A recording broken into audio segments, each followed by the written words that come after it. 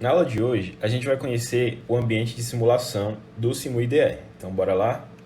Primeiramente, como já falei na aula anterior, quando a gente aprendeu como baixar o software, a gente viu que é um simulador gratuito e bem leve. Então, ele promove que a gente consiga construir circuitos eletrônicos simples ou avançados, né?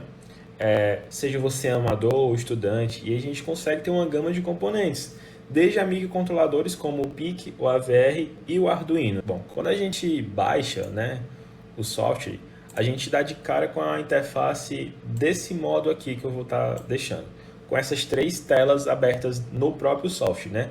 Nesse ambiente, como eu já falei, creio eu na aula anterior, a gente desenvolve códigos. Porém, a atualização do programa é um pouco limitada e a gente não consegue desenvolver aqui. Então, a gente precisaria utilizar a IDE do Arduino, por exemplo, ou VS Code, a que você preferir, para programar, né?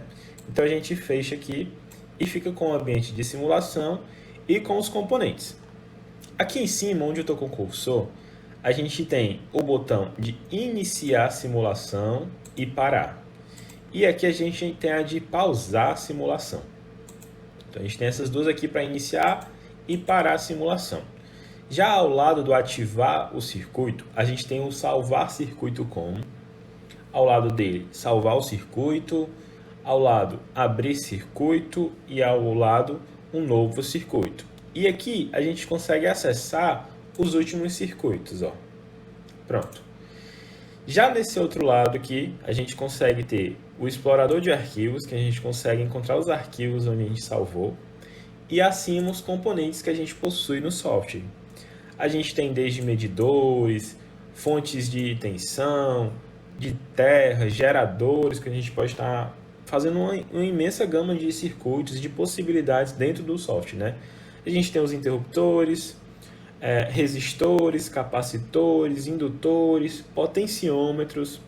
A gente tem os diodos, MOSFETs, reguladores de tensão, transistores. Aí a gente também vai ter os LEDs, 7 segmentos, displays, motores. É bem limitado os motores, mas a gente pode usar eles para aplicar outros exemplos, né? A saída de áudio, onde a gente pode estar utilizando como buzzer. E aqui a gente tem todos os microcontroladores, os da família PIC, os da família VR, e aqui logo embaixo a gente tem a família Arduino, né, com o Uno, o Mega, Nano, o do Emilanove e o Leonardo. Aqui abaixo dos microcontroladores a gente possui os sensores, né? É bem limitado o número de sensores, mas com fonte de tensão e com outras fontes a gente consegue estar emulando outros sensores, como de temperatura, utilizando uma fonte de tensão, por exemplo. E aqui abaixo a gente tem os circuitos integrados, né? As portas lógicas, aritméticas, com função, né? de controle, as memórias, conversores e outros circuitos lógicos, né? Logo abaixo dos lógicos, a gente tem os gráficos. Esses gráficos são imagens, textos, retângulos, elipses ou linhas, né? Onde a gente pode estar utilizando eles para dar um entendimento melhor dos circuitos que a gente está montando. Eu quero separar o circuito do microcontrolador com o circuito de um LED, por exemplo. Então, eu crio um retângulo para cada um. Já abaixo deles, a gente tem os outros, né? Que são os túneis e o pacote. O pacote é onde a gente consegue criar algum novo componente que a gente não possui aqui. E o túnel é uma forma de a gente reduzir o circuito. Para quem utiliza outros softwares, a gente encontra muito, né? No caso do Proteus tem o Default, no PSIM também tem.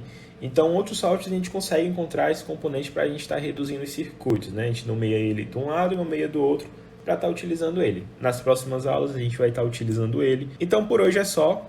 Acompanhe as próximas aulas que a gente vai estar desenvolvendo circuitos utilizando o SimuIDE. Valeu!